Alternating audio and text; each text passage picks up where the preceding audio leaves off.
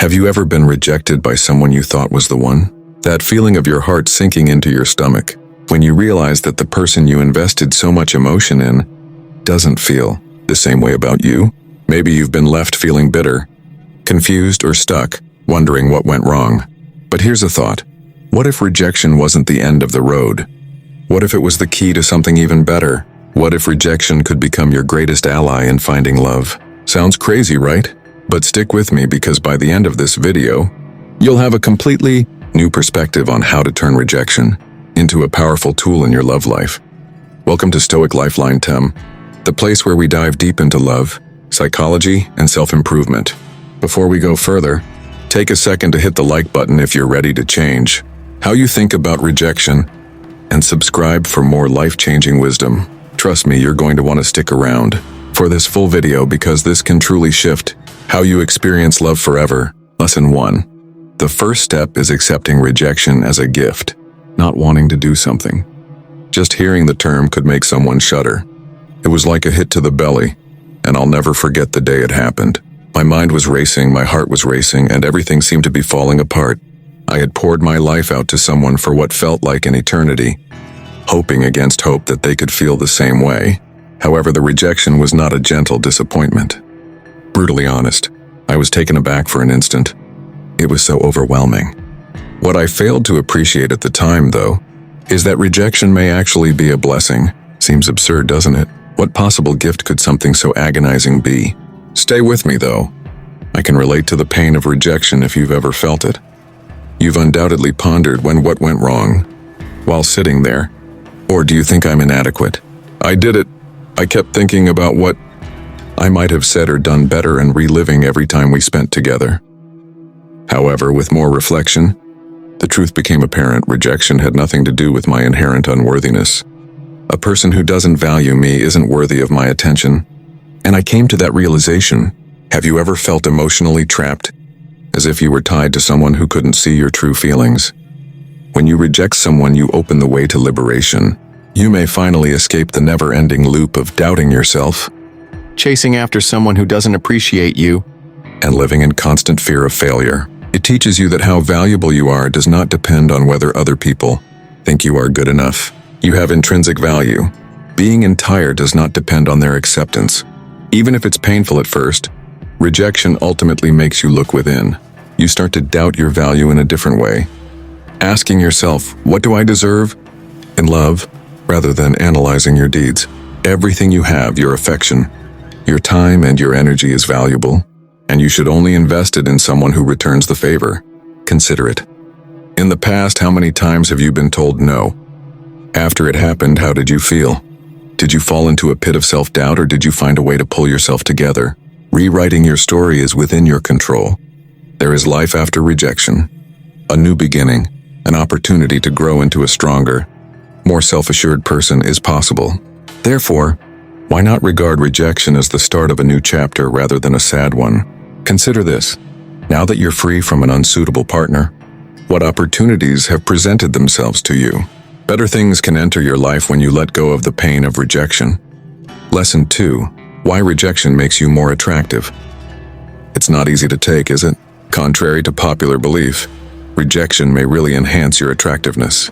If you're sitting there thinking, there's no way that's true, then I understand. But believe me when I say that the puzzle pieces will fall into place once you grasp the underlying psychology. I have a personal tale to tell you. I was smitten with someone for a long time. I did everything in my power to grab their attention, including phoning, messaging, and even altering my daily habits in order to bump into them. It was expected, though, when the refusal arrived. The disinterest and distancing were becoming more apparent to me. But what really caught me off guard was the way my mindset shifted following the rejection. Initially, I was really crushed. Seemingly, my opportunity had passed me by. However, at that point, I decided detaching myself was my choice, not pleading for another opportunity. It was all about myself, my interests, and my buddies. And then the unanticipated occurred. She began to initiate contact. I started receiving texts inquiring about my well-being out of the blue. Something had shifted in her demeanor. She seemed interested in me and wanted to know why I wasn't after her anymore. Now we may use the principles of reverse psychology. See, when you pursue someone nonstop, you end up giving them control. Your emotions, time, and energy are all within their control. However, a change occurs after you cease chasing them. You turn into an obstacle. Everyone desires the impossible. Mysteries captivate. Stopping to text, chase, and attempt to win someone's attention makes you more interesting all of a sudden. Expressing that you aren't in a rush says a lot. Having boundaries and being emotionally autonomous are qualities that are demonstrated by this. The most amusing part? Then their desire for you will increase. Consider the most recent instance of rejection. What were your immediate emotions? Did you ever feel the need to give it another go by phone, text, or some other means? Another possibility is that you felt pressure to demonstrate your value to them. Imagine instead if you had done the reverse. What if you had realized you were better off alone and taken a step back? Things begin to change, I can assure you of that. Giving up control occurs when pursuits come to a halt. Does this sound familiar to you? When you finally let go of someone, do you ever feel a change? It's as if people begin to long for your presence. Not because you're pursuing them, but because you've transformed into an obstacle in their path. The reality is that you shouldn't let rejection get you down. Their opinion of you may improve as a result. If you want to be genuinely attractive, you have to learn to stand on your own 2 feet and stop pleading for attention. Optimal aspect? Nobody will have to tell you how valuable you are. They will see it for themselves. Lesson 3. The power of indifference, why ignoring someone can change everything. Have you ever experienced the devastating feeling of having someone you care deeply about seemingly slip away?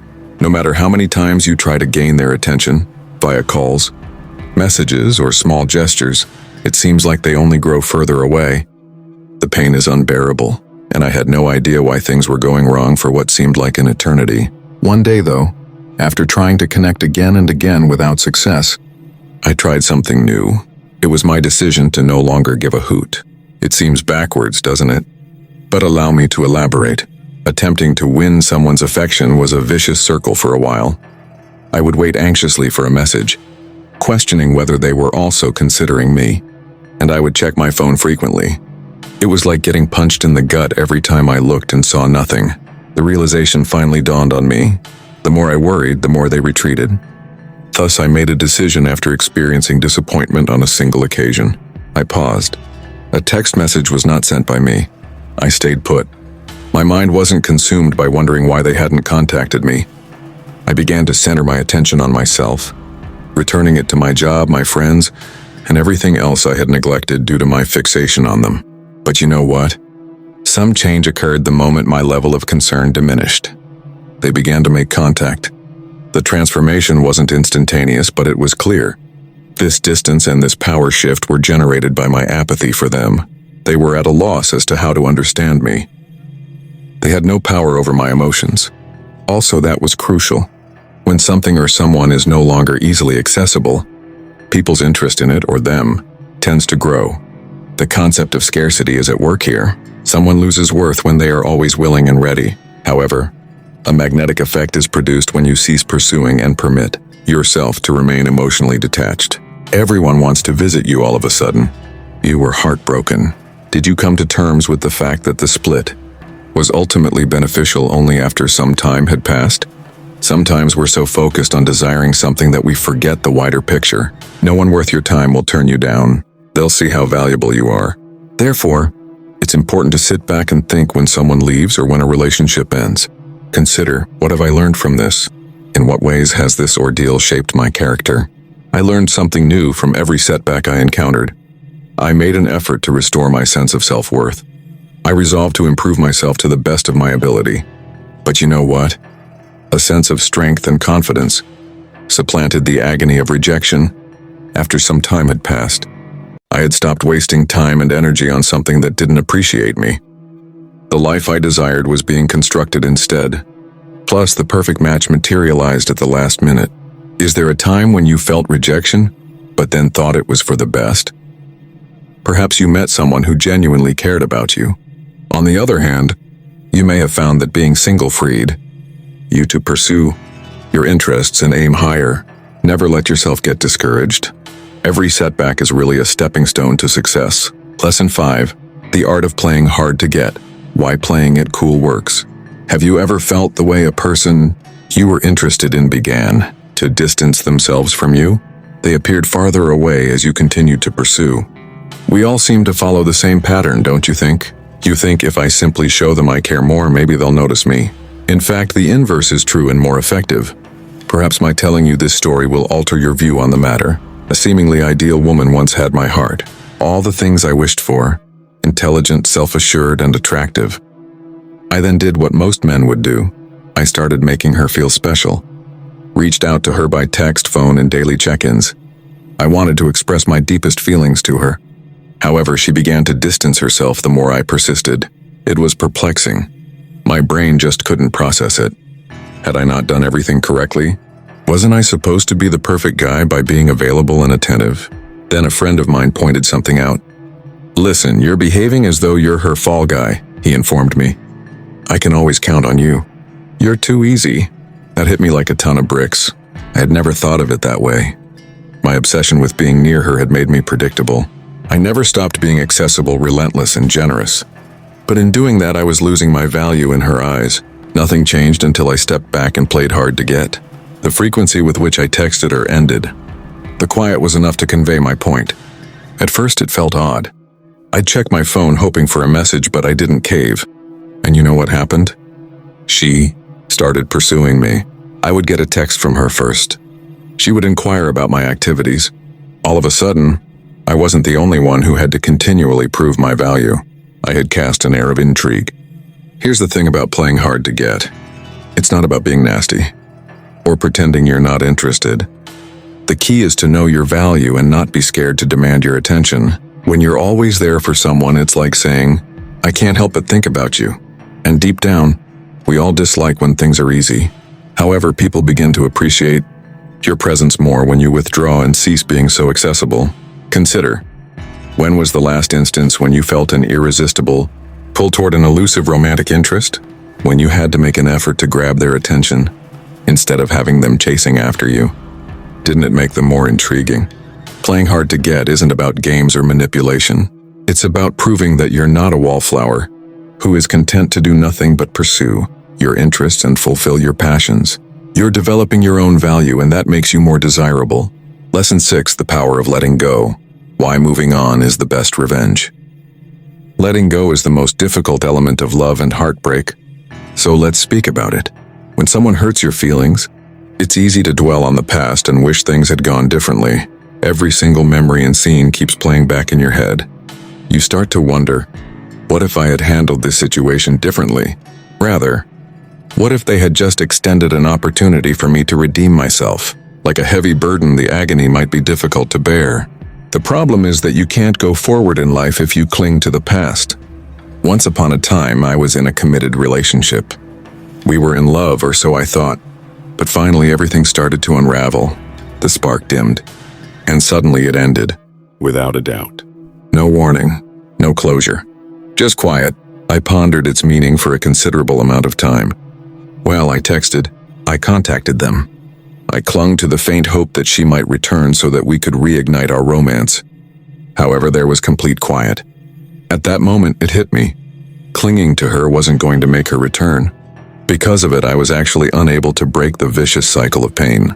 I lost sight of what lay ahead because I was fixated on what had already happened.